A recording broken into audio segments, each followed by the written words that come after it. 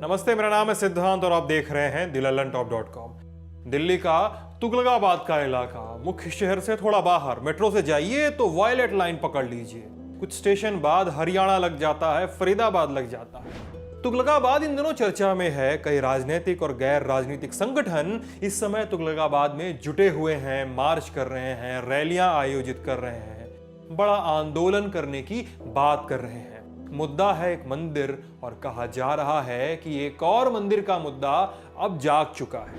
लेकिन क्या है मुद्दा और क्यों ये इतना बड़ा हो चुका है कि सुर्खियों में तब्दील हो गया, हम बताएंगे आपको। सबसे पहले संत रविदास के बारे में जानेंगे। 15वीं शताब्दी के कवि मनचंगा तो कठौती में गंगा लिखा और साफ किया कि भगवान और मंदिर की जरूरत इंसान को रोटी और मानवीयता से ज्यादा नहीं है। कई बातें और कई चीजें लिखी, अपने लिखे में ईश्वर को मानने की बाध्यता और आडंबर से समाज को मुक्त किया और देखते देखते रविदास को संत रविदास कहा जाने लगा। बहुत से लोग उनके समर्थक हो गए और समर्थकों को कहा गया रैदासी। यूपी, दिल्ली, हरियाणा और पंजाब तक रैदासियों की रिहाइश हुई और हर साल देश भर से तमाम रैदासी रविदास जयंती के दिन उनके घर बनारस जाते हैं। रविदास ने आंदोलन के तहत कविताएं लिखी और अब जब वे संत हैं तो उनके अनुयायियों में सबसे अधिक संख्या दलितों की है, दलित समुदाय की। क्या और कैसा है ये रविदास मंदिर जिस पर यह आंदोलन हो रहा है? संत रविदास ने दिल्ली के तुगलकाबाद में अपने जीवन के 3 दिन गुजारे थे, ऐसी मान्यता है। और तुगलकाबाद में उसी जगह पर संत रविदास का मंदिर बना दिया गया। कितने साल पहले? मंदिर से जुड़ी गुरु रविदास जयंती समारोह समिति बताती है कि 160 साल पहले, यानी इतने साल पहले यह मंदिर बना था। और सिर्फ कोई छोटा मोटा मंदिर नहीं, बल्कि भारी भरकम कॉम्प्लेक्स है। कागजों की माने तो 11,293 वर्ग मीटर के क्षेत्रफल में फैले इस रविदास मंदिर कॉम्प्लेक्स में 20 कमरे और एक बड़ा हॉल है। किस बात पर अदालत में चला गया है ये मामला? पहले जानिए कि इस मामले की 2 पार्टियों को। Party number 1 Delhi development authority उर्फ दिल्ली विकास प्राधिकरण, डीडीए, दिल्ली वाले जानते हैं, जो रहते हैं डीडीए के फ्लैट्स वगैरह में, आप जानते होंगे। और पार्टी नंबर 2 गुरु रविदास जयंती समारोह समिति। इस खबर में हम समारोह समिति, रविदास मंदिर समिति कह के इनके बारे में बात करेंगे। अब पार्टी नंबर 1 यानी डीडीए का इस मामले में कहना रहा है कि रविदास मंदिर, तुगलकाबाद का रविदास मंदिर कॉम्प्लेक्स गैर सरकारी तरीके से बनाया गया है। बस इसी बात को लेकर दोनों पार्टियों के बीच झगड़ा चलता रहा। आखिरकार साल 2017 में यह मामला गया निचली अदालत में। अदालत में रविदास मंदिर से जुड़ी पार्टी ने बताया कि इस जमीन और भूमि पर उनका मालिकाना हक है। समिति ने अदालत में दलील दी कि इस मंदिर की जमीन का कब्जा समिति के पूर्वज संत रूपानंद ने किया था। संत रूपानंद ने चमार वाला जोहार इस नाम से एक कुएं का निर्माण कराया था, जिसके चारों ओर बाद में मंदिर परिसर का निर्माण हो गया। इसके अलावा मंदिर समिति ने यह भी दलील दी कि अगर कोई व्यक्ति सरकारी जमीन पर 30 साल तक बिना किसी आपत्ति या रोक टोक के रह लेता है तो कानूनी तौर पर जमीन का कब्जा उसका हो जाता है, मालिकाना उसका हो जाता है। और फिर मंदिर समिति ने जानकारी दी कि मंदिर की जमीन पर उनका 160 सालों से कब्जा है, लिहाजा वे उसके मालिक हुए। लेकिन डीडीए यही दिल्ली लैंड रिफॉर्म एक्ट 1954 का एक्ट है, उसका हवाला लेकर आ गई। कहा कि जिस जमीन पर मंदिर समिति अपने मालिकाने की दलील दे रही है वो जमीन असल में केंद्र सरकार की है। डीडीए ने यह भी कहा कि जिस जमीन पर मंदिर बनाया गया है वो जमीन असल में ग्रीन लैंड है, यानी हरी जमीन जो होती है, हरी भूमि है। ऐसी जमीन पर किसी भी स्थायी निर्माण की इजाजत किसी को नहीं है। डीडीए ने इसके पहले साल 1992 में इस मंदिर को गिराने का प्रयास भी किया था, जो प्रयास असफल रहा था। अब मामला अदालत में गया तो क्या हुआ? अदालत ने फैसला डीडीए के पक्ष में दिया और फिर मामला गया Delhi high court. Delhi high court ने पूरे मामले को सुना समझा और 20 नवंबर 2018 को दिल्ली हाई कोर्ट ने भी फैसला डीडीए के पक्ष में दे दिया। हाई कोर्ट ने कब्जे वाली बात पर रविदास समिति को आड़े हाथों लिया।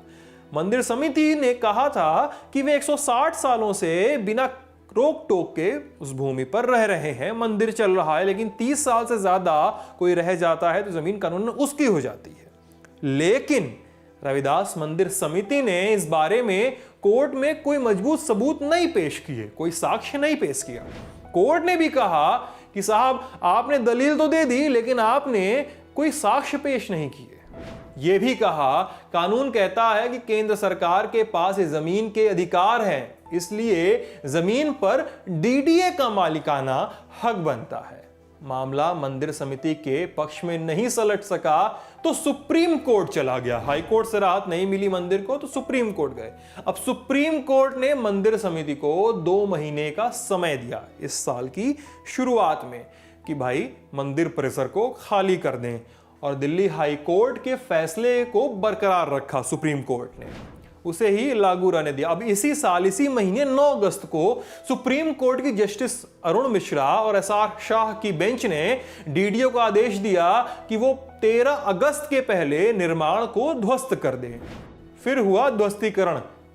10 अगस्त की तारीख दिल्ली पुलिस के साथ डीडीए अधिकारी मौके पर पहुंचे और कुछ ही देर में मशीनों और कामगारों की मदद से पूरे निर्माण को ध्वस्त कर दिया गया। सुप्रीम कोर्ट का आदेश था, इसलिए ऐसा किया गया। मौके पर विरोध की भी कुछ कोशिशें हुई, लेकिन पुलिस भी मौजूद थी तो पुलिस की मदद ली गई। इस मामले में यह बात जानने की है कि न तो डीडीए ने और न तो अदालत ने एक बार भी ध्वस्तीकरण के लिए मंदिर शब्द का प्रयोग किया। उन्होंने जो शब्द इस्तेमाल में लिया वो शब्द था स्ट्रक्चर, यानी निर्माण के ध्वस्तीकरण की बात हो रही है। इसके बाद दिल्ली के साथ साथ पश्चिमी उत्तर प्रदेश और पंजाब में प्रदर्शन शुरू हुए। एक दिन कई संगठनों ने पंजाब बंद का आह्वान किया। दिल्ली सरकार कूद पड़ी। दिल्ली के समाज कल्याण मंत्री राजेंद्र पाल गौतम ने कहा कि इस मंदिर को गिराने के खिलाफ होने वाले प्रदर्शनों में आम आदमी पार्टी भी हिस्सा लेगी। वार सीधा आया केंद्र सरकार पर, भाजपा सरकार पर, क्योंकि दिल्ली पुलिस और दिल्ली विकास प्राधिकरण डीडीए दोनों ही केंद्र सरकार के अधीन आते हैं। मायावती ने बाकायदे ट्वीट करके कह दिया कि इस कार्रवाई के लिए दिल्ली सरकार और केंद्र सरकार जिम्मेदार हैं। दिल्ली खुद बोल रही है कि केंद्र जिम्मेदार है, मायावती बोल रही है कि दिल्ली और केंद्र दोनों जिम्मेदार हैं। कहा जाने लगा कि यह फैसला दलित विरोधी है। ऐसा इसलिए क्योंकि संत रविदास के अधिकतर अनुयायियों में दलितों की संख्या सबसे ज्यादा है। आंकड़ों की माने तो दिल्ली की ही कुल 17% जनसंख्या दलितों की है। विरोध प्रदर्शन का मामला सुप्रीम कोर्ट पहुंचा। जस्टिस अरुण मिश्रा ने कहा कि यह सब क्या हो रहा है, ये लोग किसके खिलाफ प्रदर्शन कर रहे हैं? हमारे फैसले के खिलाफ। हमें इन चीजों से कोई फर्क नहीं पड़ता है। उन्होंने यह भी कहा कि कोर्ट को पॉलिटिक्स या उसके आसपास की बातों से कोई फर्क नहीं पड़ता है। आंदोलन क्या हुआ? मायावती ने दिल्ली सरकार और केंद्र सरकार पर ट्वीट करके तो हमला कर ही दिया था, अब भीम आर्मी कूद पड़ी है। 21 अगस्त को भीम आर्मी की अगुवाई में दिल्ली में मंदिर के ध्वस्तीकरण के खिलाफ प्रदर्शन हुए। विरोध करने वालों की भारी भीड़ जमा हुई रामलीला मैदान में। यह भीड़ तुगलकाबाद पहुंची। मंदिर के अवशेष जहां थे वहां पहुंचने की कोशिश करने लगे। पुलिस ने लोगों को रोकने का प्रयास किया। लोगों ने पथराव शुरू किया। पुलिस ने बल प्रयोग किया, आंसू गैस के गोले छोड़े गए और हवाई फायरिंग की गई। लाठीचार्ज किया गया, कई घायल हुए। प्रदर्शनकारियों पर आरोप है कि उन्होंने 100 से ज्यादा गाड़ियां तोड़ दी, कई बाइकों में आग लगा दी। पुलिस और भीड़ की झड़प बढ़ती गई। शाम 7 बजे से 8:30 बजे तक ये बवाल चलता रहा। इसी दौरान पुलिस ने भीम आर्मी के संस्थापक चंद्रशेखर आजाद रावण को गिरफ्तार कर लिया। चंद्रशेखर आजाद ने मीडिया से कहा कि दलित समाज के लिए संत रविदास बेहद महत्वपूर्ण है। मंदिर तोड़ा जाना 25 करोड़ दलितों का अपमान है। अगर सरकार हमारी मांगों को नहीं मानती है तो हम एक बड़ा जन आंदोलन करेंगे। इन सभी प्रदर्शनकारियों की मांग है कि केंद्र सरकार मंदिर का पुनर्निर्माण कराए उसी जगह पर। ऐसा मुमकिन होता नजर तो नहीं आ रहा है। वहीं दिल्ली से भाजपा नेता विजय गोयल ने भी ट्वीट करके लिखा है कि मंदिर नहीं तोड़ा जाना चाहिए था। दलित नेता उदित राज जो भाजपा से कांग्रेस में गए हैं ने इस मामले पर बात करते हुए कुछ और जानकारी दी। बताया कि 1959 में उप प्रधानमंत्री बाबू जगजीवन राम ने इस मंदिर का पुनरुद्घाटन किया था। ये मंदिर वहां आजादी के पहले से था। बहुत सारे मंदिर गैर कानूनी रूप से बनाए गए हैं, लेकिन उन मंदिरों के खिलाफ कोई कार्रवाई नहीं की गई है। इस मंदिर के खिलाफ ही क्यों? प्रदर्शनों पर कोर्ट ने क्या कहा है? बात साफ है, अगर कोर्ट का कोई फैसला है तो उसे भारतीय नागरिक को मानना होगा, भले ही आप फैसले से असहमति क्यों न रखते हो। प्रदर्शनों पर दोनों जजों ने साफ कहा है कि अदालत के फैसले में कोई राजनीति नहीं देखी जानी चाहिए। भाजपा सरकार बैकफुट पर है। जानकार कहते हैं कि अगर कांग्रेस या दूसरी सरकार के कार्यकाल में यह कार्रवाई हुई होती तो भाजपा प्रदर्शन के मोड में होती, लेकिन संविधान है कि आप अतिक्रमण करके मंदिर या मस्जिद या कुछ भी नहीं बना सकते, और बीच में है कानून। इस पूरे मामले पर आपका क्या सोचना है, हमें कमेंट्स में बताइएगा। हमारा YouTube चैनल है, उसे सब्सक्राइब कीजिए अगर ये वीडियो अगर YouTube पे देख रहे हैं। Facebook पे देख रहे हैं तो हमारे Facebook पेज को लाइक कीजिए। हमारा ऐप है गूगल के प्ले स्टोर पे, अगर आप उसे डाउनलोड करेंगे तो आपके मोबाइल पे सारे वीडियो, किस्से, कहानियां, खबरें सबसे पहले पहुंच जाएंगे। कैमरे के पीछे है रूहानी। देखते रहिए दिललंटॉप.com। शुक्रिया।